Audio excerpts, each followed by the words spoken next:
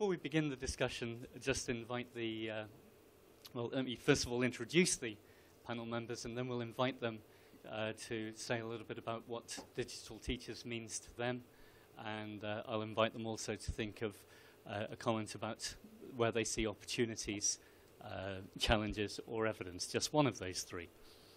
So we have Preet Vermeer, who, I'm sorry, I'm going to have to look at my notes here, but Preet is from Tech Mahindra Foundation, which is the corporate social responsibility arm of Tech Mahindra.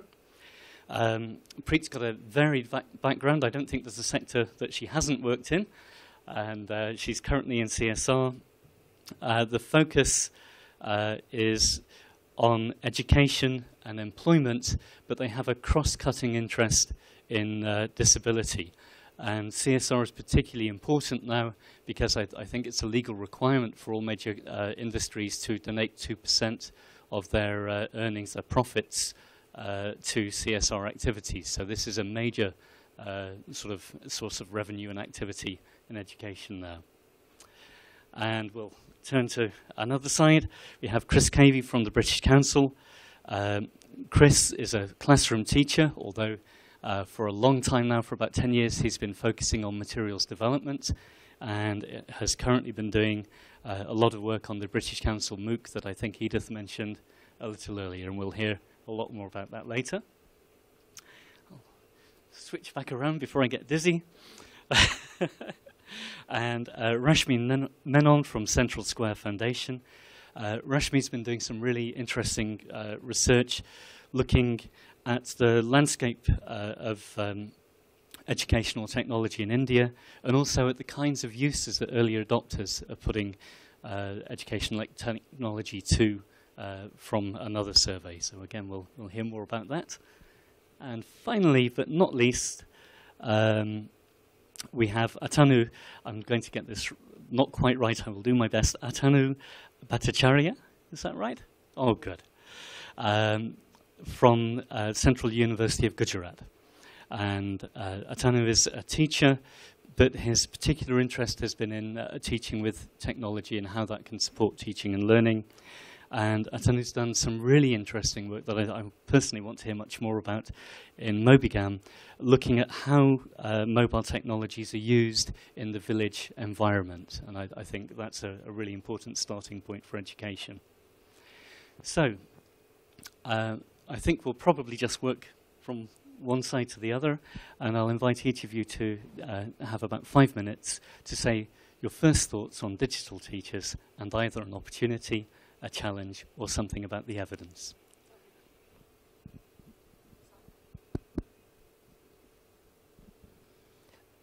So I think, am I audible? Yeah. For me, sort of building on what's been said earlier as well, digital teachers, getting there is, the first step is leveraging the fantastic access that's building slowly. And when we're saying to reach the 8.5 million teachers in our system today, to address the shortage of 1.2 million qualified teachers that we have today, and technology can be that, can address that gap. So that's one part of it, reach. Second part of it is, who is a digital teacher? And to that, I think one thing that I would like to say is of course a teacher who is digitally literate, but who is a lot more than that, who's able to incorporate technology into pedagogical applications as well. And the third part is really who creates a digital teacher. And that's the challenging part. What role does your system play in terms of pre-service training, in terms of ongoing professional development, in terms of the administrators from your cluster, block, district level? Because yes, you're training teachers, but you're also training the teacher educators. You're also training the multiple layers above them to incorporate technology effectively. And you're also training your school leaders to some extent to transition from being indifferent observers or from being wary adversaries, even to some extent, to actually effectively incorporating technology into pedagogical applications. So that for me is the potential of a digital teacher. Thanks very much, Rashmi. And Preet, would you like to go next?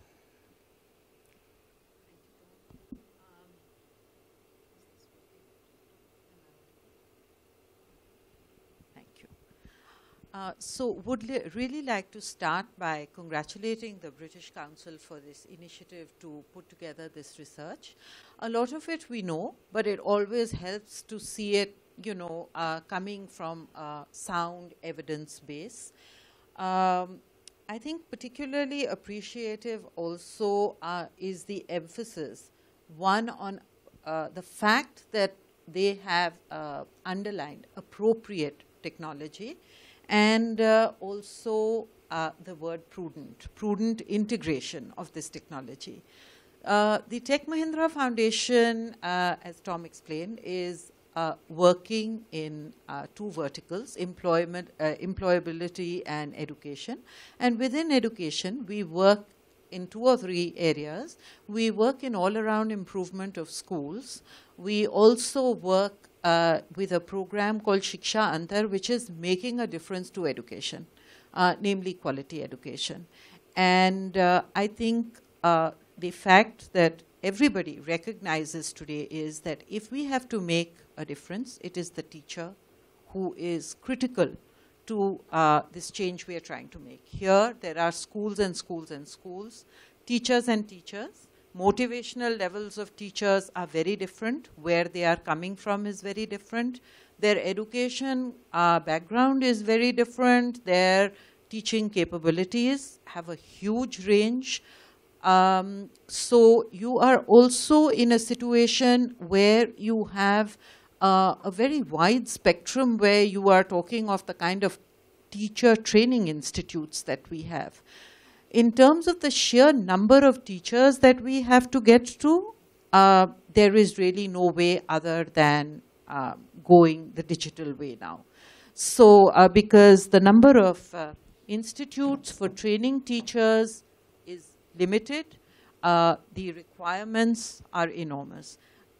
The foundation has some experiences and lots of challenges where we've been working, you know, in areas like with the Cambridge University on supporting an English language program for teachers in Chennai, because the Chennai Municipal Commissioner came to the foundation and said, look, my teachers are teaching English in Tamil.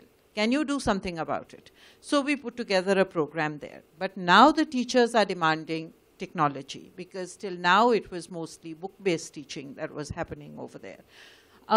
Also very simple initiatives that the foundation has worked with, a helpline for teachers, a phone-based application. They can call, they can check on various, you know, various questions where they don't have answers, to an organization that is helping us transact curriculum through telling stories. And they are digitizing the content and uploading it on a cloud, and then training teachers to use this. Another initiative using ICT labs. But the key over here is first making available technology. And the big challenge is then getting teachers to use the technology. And of course, they require hand-holding right through. And this, I am speaking in the context of urban areas, but government schools, because that is the space in which we work. So tremendous opportunities and also very many challenges. I think one of the key words that I would like to say is, like to put down here is that they have to see the technology as relevant to their own personal enrichment, and also to relevant to the training they have been given in transacting the curriculum. The technology that we are sharing with them has to be directly relevant. Thank you. Thank you very much. And Chris, I think that's turned on by the look of things. Well, let's see. Is this working? Can you hear me back there? Okay, good. So when we talked earlier, before we came up here, about what a digital teacher might be. And thinking about it, I think everyone's digital these days, to a greater or lesser extent. To talk about digital teachers, then we may as well talk about digital doctors, digital librarians. It's one way or another, everyone's becoming digital. And I think one thing we know about digital is that it disrupts. I mean, we've seen this in various fields of activity, in publishing, in the music business, in all kinds of things, in shopping. Digital disrupts, and I think that's the case for education. The digital will disrupt. So the challenge for us as teachers, teacher trainers, is how we manage that disruption effectively, and how we ensure that what Edith mentioned about technology-enhanced pedagogy, how the pedagogy remains at the forefront of what teachers do. So, as Tom mentioned, I work on MOOCs for the British Council in partnership with FutureLearn. Are you all familiar with MOOCs? Have any of you done a MOOC? Could you? Okay, that's quite positive. So, MOOCs, massive open online courses, well, the courses we're involved with, as Edith mentioned again, we had a course, an IELTS preparation course, that attracted 440,000 people, the biggest MOOC there's ever been. But what I'd like to talk about tonight is a MOOC we're running at the moment for teachers, a professional practices for English language teachers course, which at the moment has 79,000 teachers from around the world on this course. And the message I'm bringing to you tonight all come from that course. I've just looked through the course today, taken all of the teachers' comments, and that's just what I'm going to tell you this evening. But one of the things that a teacher said on the course today, talking about technology, they said, technology is the musical instrument, the students are the musicians, and the teacher is the conductor. And I think that's a really interesting way to describe it, because without a conductor, it's still possible to pick up a musical instrument, play a tune, do exciting things. With a conductor, can help that music, that those musicians work together, can help point that music in an interesting direction. And I think that's one of the challenges for us as teachers, that we're using technology effectively, but that the pedagogy is at the heart of what we do.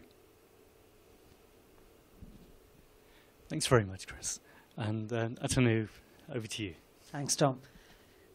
The greatest thing to speak last is that you speak less, because most of the things that you really wanted to say has already been said. However, I'm going to point out a few things when we think of digital teachers in the form of points, and I'm going to elaborate on them with the kind of things that I have done as a part of my own research and as something that I've experienced as a practicing teacher throughout. Now, one of the things that when we talk about a digital teacher is we need to understand that technology in itself cannot teach, and that is something that we need to bring to the fore immediately. Though Sugata Mitra, whom we were discussing earlier, would not agree at all, because he would probably say that technology can teach, and you don't need a classroom and you don't need a teacher. Now, related to this is something else, and that is technology changes, and it's changing every day. So when we are talking about a digital teacher, we are talking about a changing teacher, because technology changes, specific technologies especially changes every day. Though pedagogic models tend to change over a certain period of time. So the way I teach stays with me for a very long period of time, but specific technology might change over a few days, over a few months.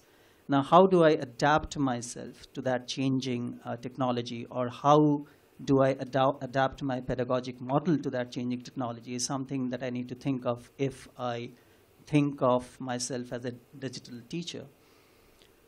A lot of people have talked about teacher development programs over here, and we all kind of agree on one point that they should be rigorous, they should include technology, they should have programs that kind of initiate teachers into technology, and that teachers use those technologies in their teaching practices. But one of the interesting things that Tom in the report mentioned was we need to keep in mind the fact that there is a difference between teacher attitude and teacher behavior. So I might have a very positive attitude towards computers. I might say things like, computers are wonderful, they should all be there, but I might not use a single thing on the computer when it comes to teaching. So that attitude and behavior probably needs to be taken into consideration when we are talking about digital teachers. The fourth thing, again, with respect to digital teachers is, how do we bring in, and this is a big, as a practicing teacher, I can vouch for this, a big headache is how do I bring in technology in my evaluation? A lot of teachers in the teacher education programs and the MobiGam project we were involved in with the University of Leeds, and a lot of teachers got back to us and said that you are asking us to use technologies in our classroom. How am I going to use it in my evaluation patterns? Because the evaluation patterns have not changed at all. They are still paper-based, so even if I'm doing technology-based teaching in my classrooms, I can't really evaluate them when it comes to the final board exams or the final examination in the classrooms. The fifth thing is, when we are talking about a digital teacher, again, we might have to keep in mind what in the literature is called the subject subculture. A teacher of English, and a teacher of maths, and a teacher of science, and a teacher of history, again, something that Tom mentioned, a history teacher saying that why would I need technology at all? I teach history. So the subject subculture probably would influence how digital a teacher I am, or how digital a teacher I am not. The sixth thing that I wanted to say was, and this has already been mentioned, but to kind of reiterate it, is that we still do not have large teacher communities where best practices can be shared. So a large number of teachers might be doing wonderful, wonderful things in their classrooms, but we do not really know where they're happening and how they're happening. And there is not enough research happening on that area. One thing that I very strongly believe is whenever we talk about technology today or the digital teacher today, we are simply not talking about computers anymore. We are talking about probably mobile phones more. And a lot of these technologies can be now transferred to mobile technologies. So for it to become a digital teacher, I think I am not, but to become, I'm still using a notepad for this talk. But to become a digital teacher, I guess these are a few points that we need to keep in mind. That's all that I had to say. Thank you very much, Hasani. Now, I think what we're going to do now is to invite questions from the audience. And I think there are two people with microphones. Yes, fantastic, who are ready to take those questions. You may have a question that you'd like to address to a particular member of the panel, if there was something that someone said that you'd really like to explore a bit more or follow up on, or you may have a general question, in which case we will invite someone from the panel to respond to that. So could I ask you to put your hands up if you've got a question? We'll take 3 questions at first, answer those, and then come back. And I think the first one we've got is the lady in yellow in the middle there. Just, I do not think I really require this. Just touching on to the points of Atanu sir, I just want to ask you about the Indian education system.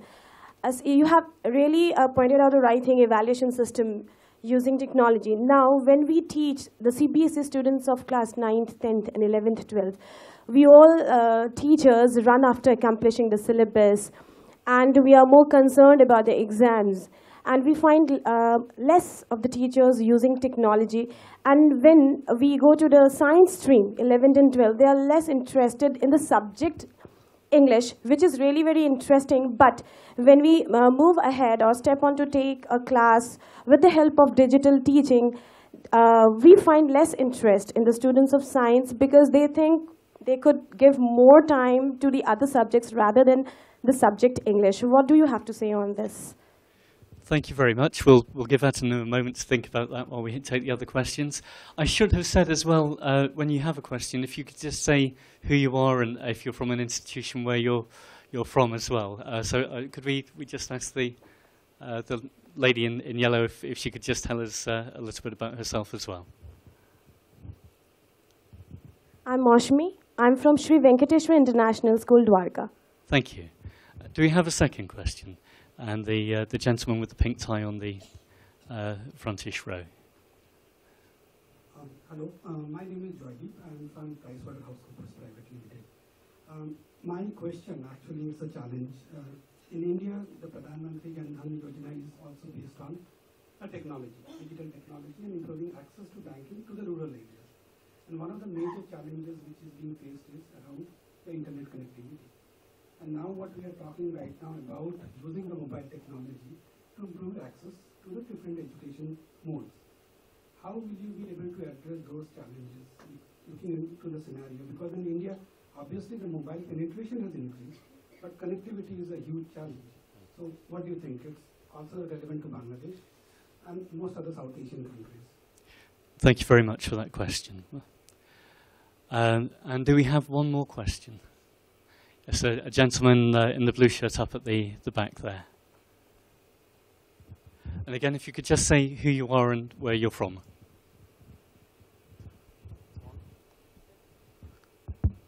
Yeah, my name is Ravindra Mishra. I have been associated with Government of India and TES India also.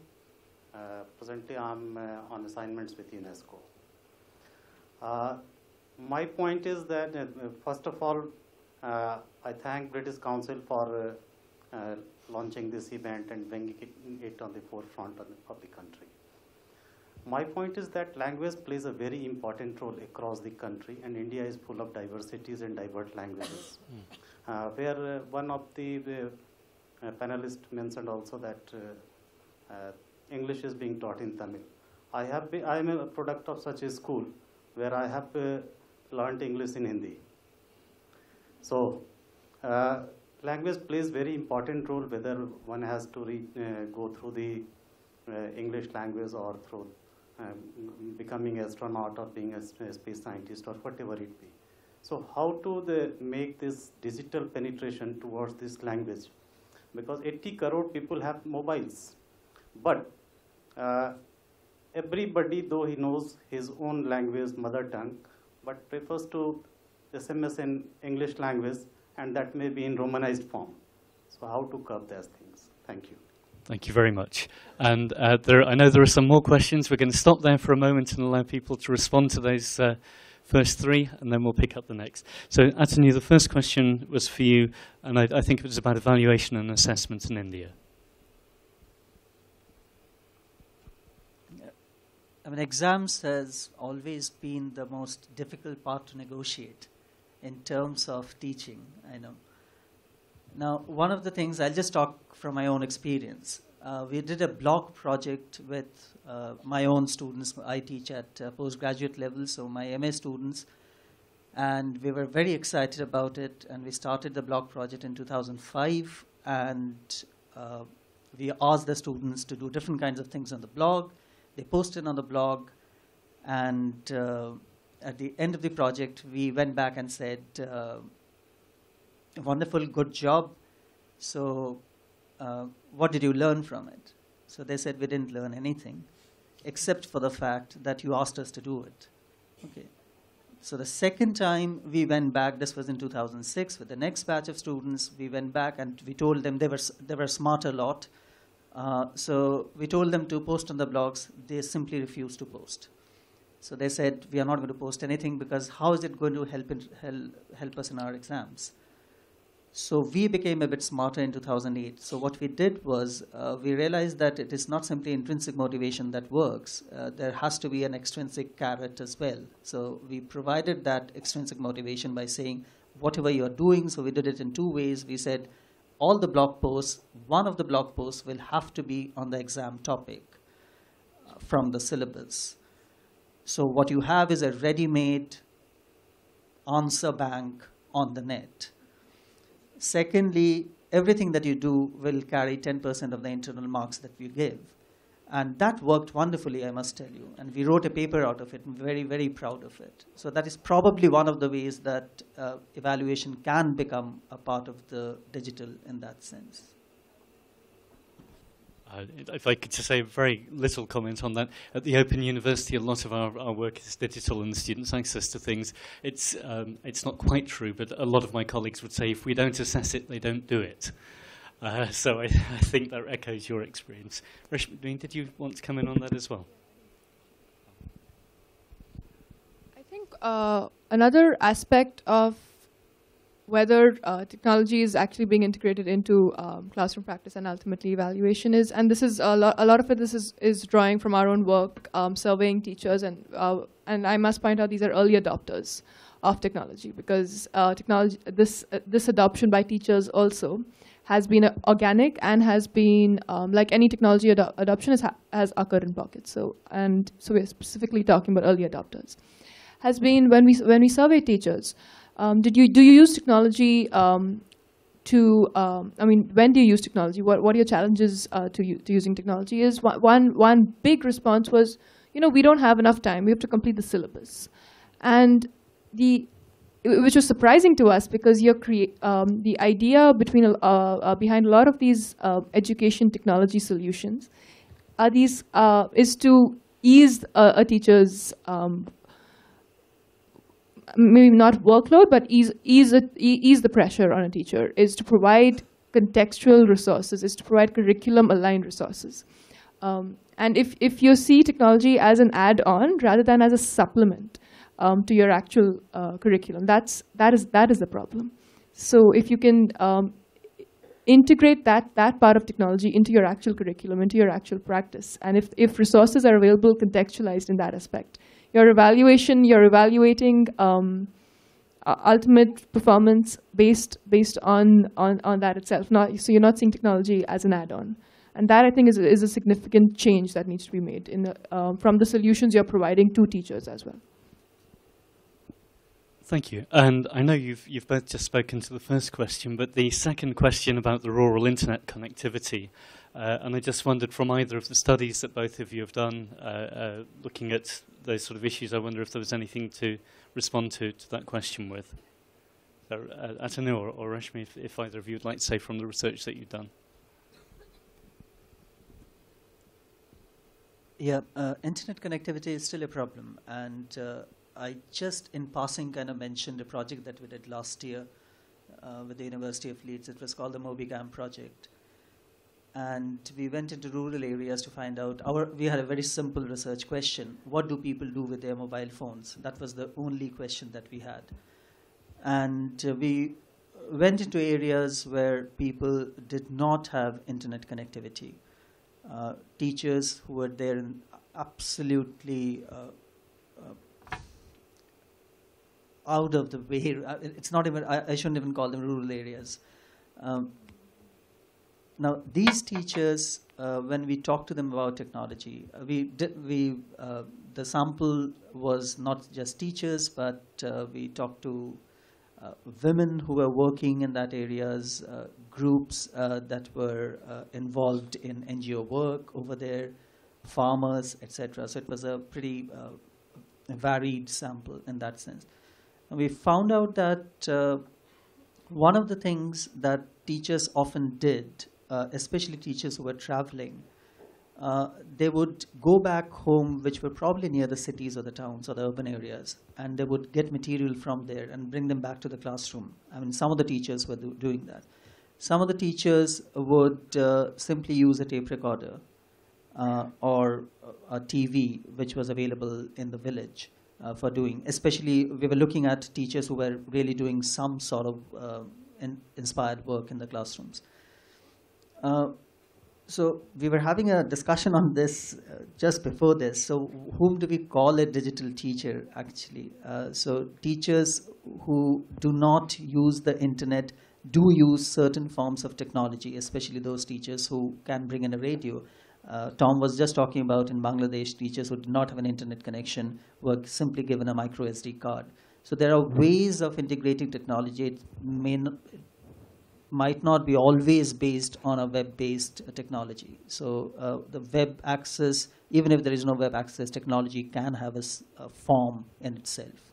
So. I think that's a very pertinent question, actually, and building off of what Atanu has said is digital need not mean only internet, though of course that is your ideal form, right? There are models which is why right now, for if you are to reach your last mile, offline models are potentially the best solution right now.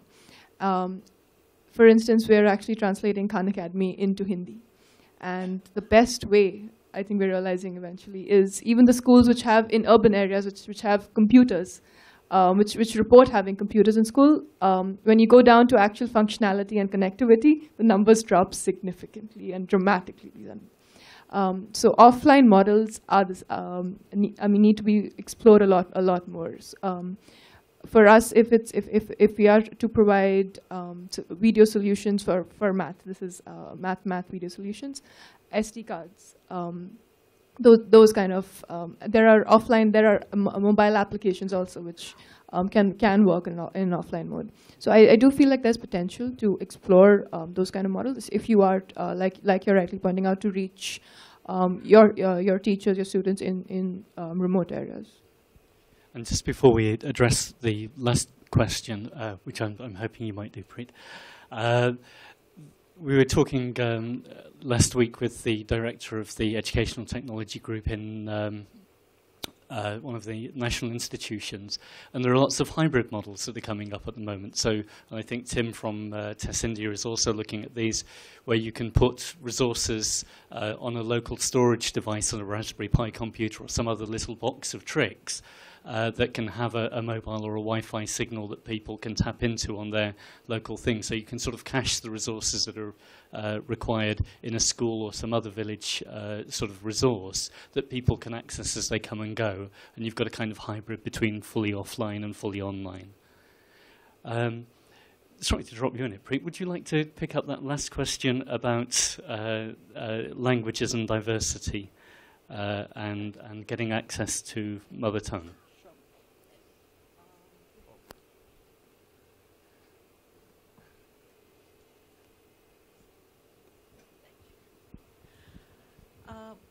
I think this is a question which we just face continuously.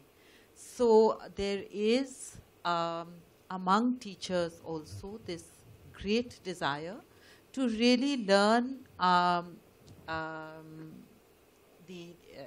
in government schools particularly, and reaching out thereafter to really be proficient in English.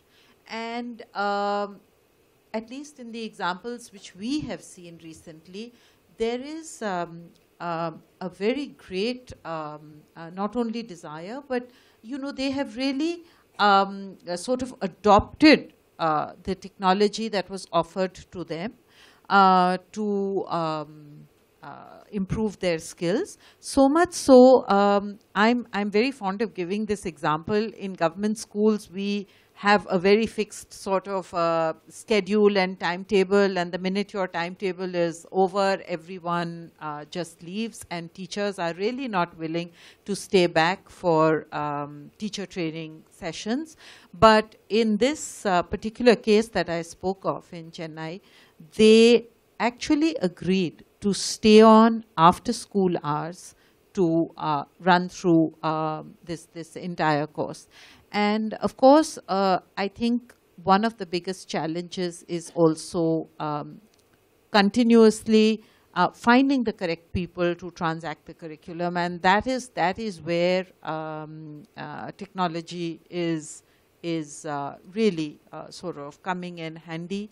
They are very, very positive using it, and now we are going to take this example to many other areas, because we work in 10 different cities in India, and other cities have been asking, the municipal corporations have been asking for the same language program, which we are intending to start there.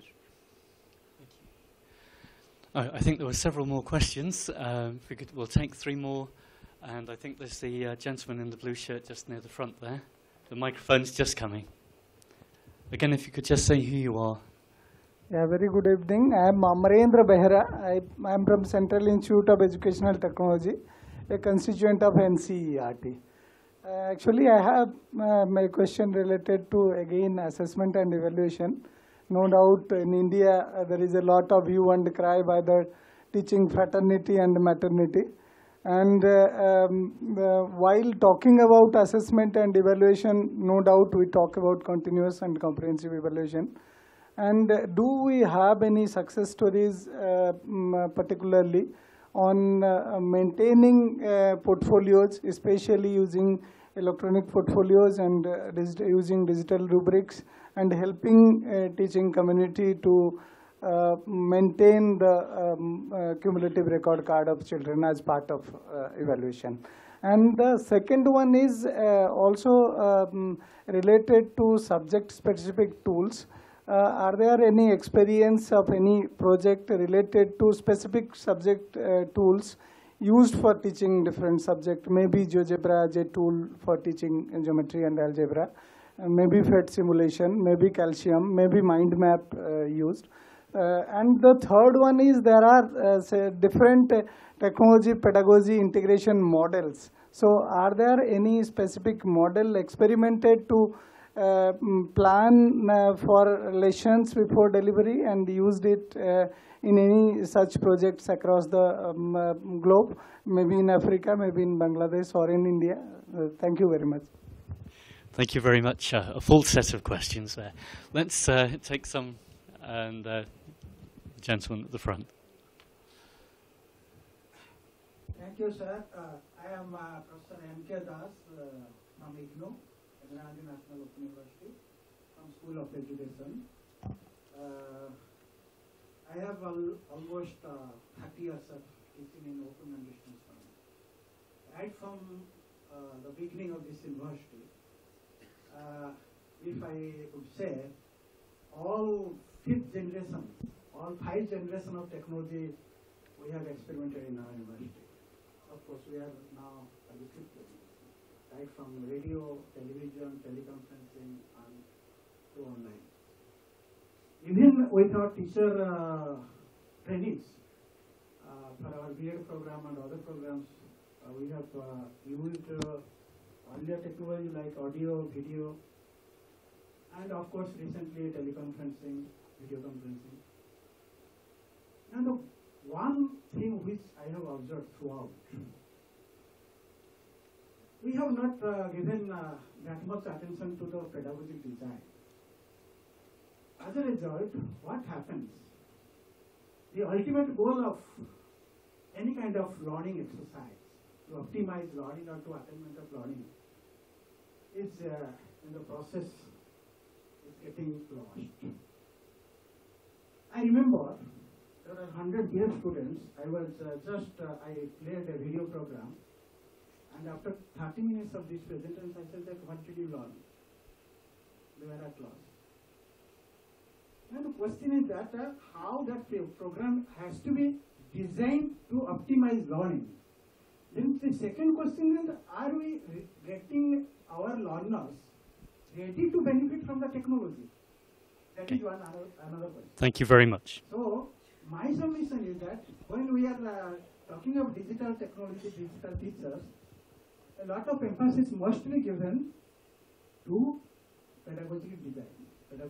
Okay, thank you. That's a good point. Okay, so I think we're up to 6 questions so far. I wonder if there is a lady in the audience. We've had 2 gentlemen. There's a lady with the blue. Sorry. Hi, my name is Michelle Pambawale. I work in GEMS Education. We work in curriculum development as well as teacher training, but in the private sector with private schools. in my limited experience, it has been very difficult to work with teachers. As much as I agree with you, you can change their pedagogy, and that's where it is. Connectivity is an issue, time is an issue, teachers wanting to make the difference, evaluation systems, assessment. I think we've heard the problems. There's another school of thought that says the future is with students. Should we be putting the technology directly with the students? And I think the girl Rashmi mentioned, the issues with the number of teachers we need in terms of the millions of teachers. And do we have the time or the skills or the connectivity to train teachers? So what do you think about platforms where we give it directly to students? Thank you very much. So the first sort of group of questions were about assessment, portfolios, subject-specific tools, and specific models of pedagogy. Was anyone volunteering for this? Big challenges. Oh, somebody, please. Yes, thank you.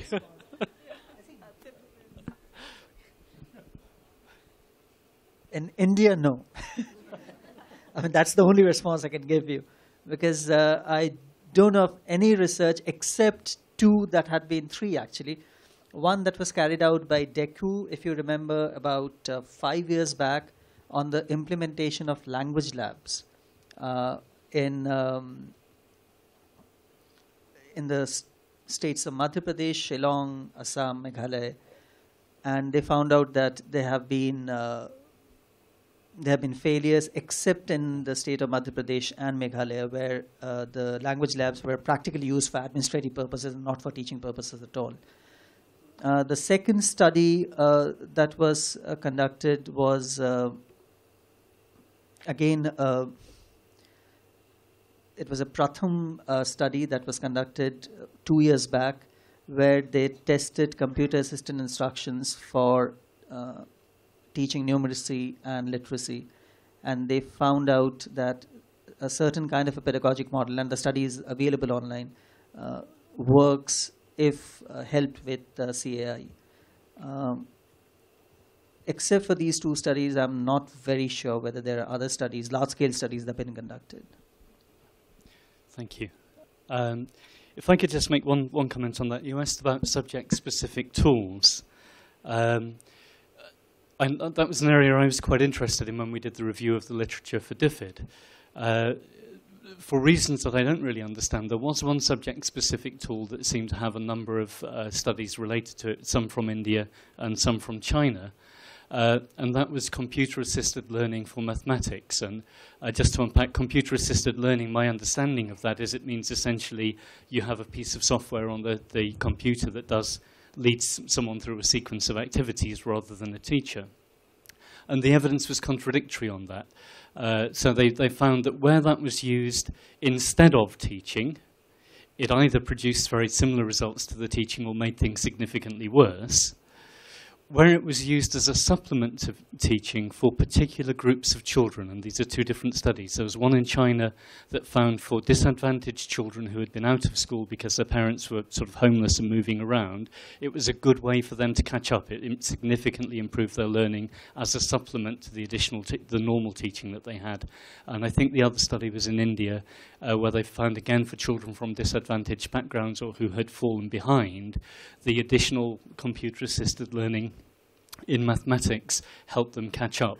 But if you used it for most of your teaching in the mainstream, it either didn't make any difference or made things worse. That was the only example that we came across. I don't know if anyone has any other comments on that.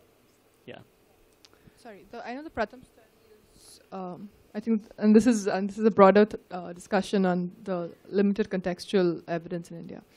I think to your specific question, so on models within India, I'm talking outside of research. With respect to CCE, honestly, I don't think we've ever come across models. I do know, for instance, the government of Himachal Pradesh has actively been working with an NGO on their CCE implementation. How much of that is digitized and actually being, effectively digitized is another question.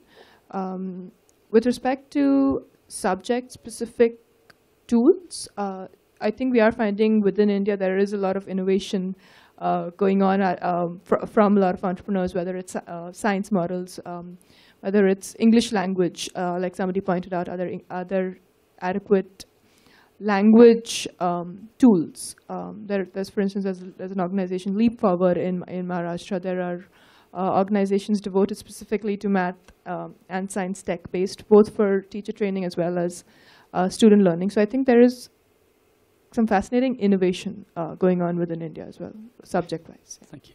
The second question I thought was vast, which is there an effective pedagogic design? I think that was the gist of it. I don't know if anyone wants to respond to that. Yes. I think the question was, what is an effective pedagogic design? And I think, to be honest, that seems just such an enormous question. I can't think how you would begin to respond to it. Yes. I think, if you put two people in a room, you're probably going to have an argument about what good pedagogy looks like, unless it's just such a vast question.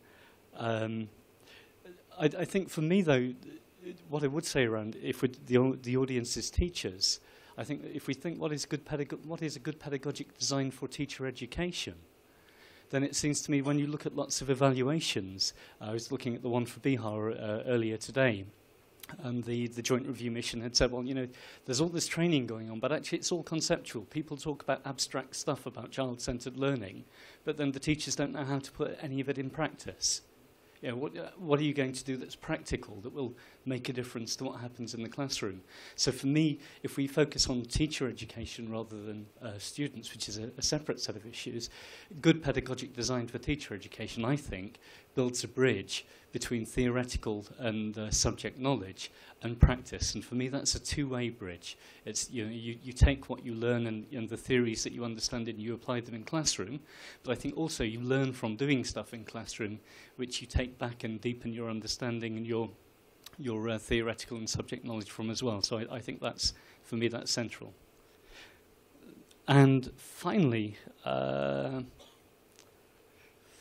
the question from Michelle at the end about technology directly in the hands of students and the challenge of scale for teacher education. If we take the students one first, who would like to respond to that?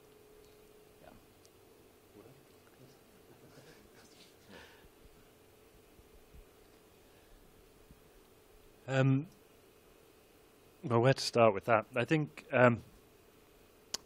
one of the things I was talking about with my colleagues earlier, one of the challenges for us developing MOOCs is that we end up with a ratio of learners.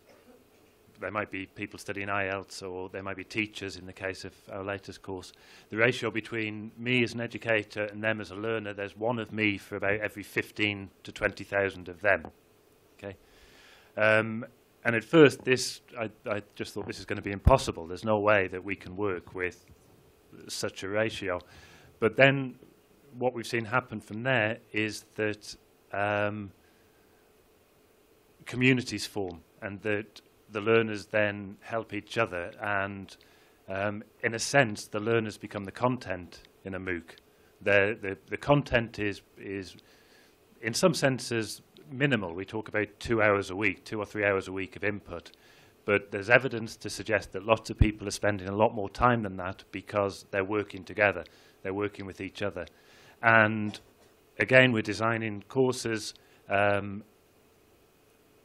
when we don't know who the audience is. Anyone can sign up, so we end up with people who've been teaching for 30 years, people who haven't yet started teaching, or we end up with native speakers, non-native speakers. We've got a huge audience, and how can you develop content that meets the need of all of that audience? And that's when it becomes really interesting, because the content is what the learners put into it. So there are countless examples of beautiful interaction between learners all over the world, solving each other's problems. And I think it's in a sense, it's doing what you say, it's handing it over to the learners, because they essentially decide the direction that the course goes in. Does anyone else want to respond to if I could just make one comment to Michelle, where you've gone, there you are. Your question about technology directly in the hands of the learners. That is something that came out of the literature review for DFID. It's quite a mixed picture. So I think, as I said in the presentation, we found lots of examples where computer suites had been put in for students to use. But I would say probably because they weren't done thoughtfully enough, there was very little impact on what happened for teaching and learning for students, despite the students having access to technology. That's also true for the first evaluation that's come out of One Laptop for Child. I think giving the students technology per se doesn't necessarily lead to better teaching and learning. However, there were several examples where giving students direct access to technology made very significant differences. And they were particularly of two different kinds. The first kind where we saw significant differences, and I think there were 3 studies that this one was the deep report that we mentioned earlier, and there were 2 others. And that was where students had been provided with quite rich resources, offline or online, but they got access to laptops or computers or some kind of digital resource. And that enabled them to do independent learning or group learning in a sort of project-based way. So it funded not just having to listen to the teacher, but having access to resources enabled a very different approach to learning. But in order to realize that, the teachers had to be prepared to lead project-based learning. So it wasn't just enough to give the children the resource, you had to give the teachers the pedagogy. The other area where I think there are probably about half a dozen studies where putting technology in the hands of children made a big difference. It was in relation to e-readers and tablet computers. And there were several studies where they were used for early literacy. So again, it was about giving children access to books. Sometimes they could take these home. Sometimes there was reading software involved. But there was quite a lot of benefit in terms of children's early grade reading assessment from having access to tablets and e-readers. But again, in the context of a professional development program where the teachers were doing things like phonics-based learning. So I would argue you need the professional development as well as the computers in the hands of the children. Have we got time for some more questions? I think we might have time for 1 or 2 more. Yes, good, excellent. Oh, 5 minutes, good. Let's see if we can take some more. So there's a gentleman in a yellow shirt there and a lady with a sari at the front. Good evening. This is Khalid Ahmed. I'm working as a vice principal in a government school in Delhi. My question is about the potential challenges of using mobile phone in the classroom. For example, every day we get complaints from teachers that the students are using Facebook and other social media like things in the classroom itself. If we allow mobile phone in the classroom, how we make sure that they are not using it for maybe destructive, if I call it destructive purposes, but for learning purposes? That's all.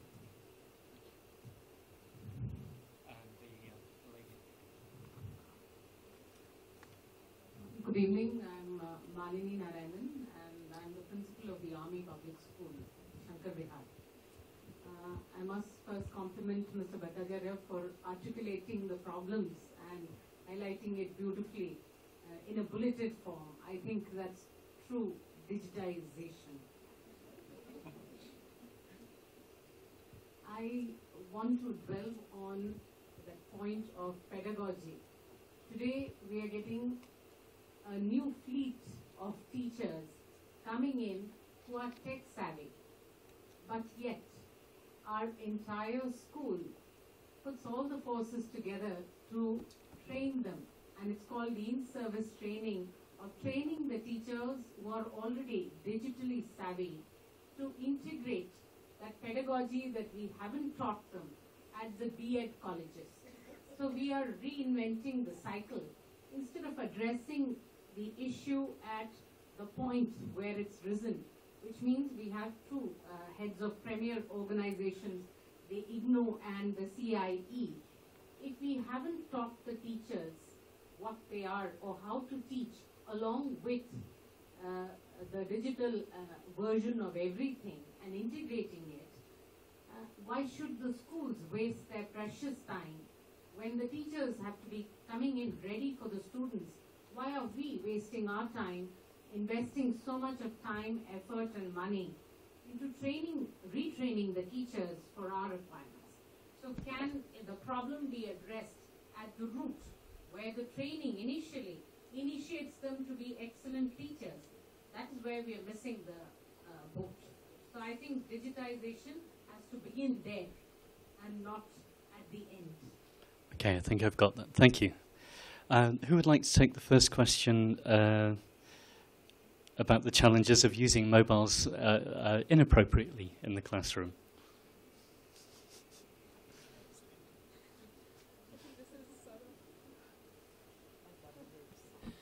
It's gone, you know you want to. I do, but I do think this is sort of, in some way, also related to, can we hand over technology directly to the students and let them be? And the answer is, I mean, I do think the way the manner Tom was saying, it cannot happen in the absence of a teacher who is equipped to adequately utilize technology well in the classes. Because maybe, yes, I'm shifting the role of a classroom by getting students to engage directly in their learning through mobile phones, through computers. However, the onus is on a teacher to ensure that learning is happening, and that's the power of using mobile phones and computers in classrooms for students. Like ma'am was saying as well, you have the potential for personalized learning. You have the potential for students, every child, to learn at his or her own level. But that can only happen when you have teachers equipped enough or enabled to understand how to use that effectively. So for instance, we are big believers in blended learning, but that blended learning cannot happen without teacher professional development.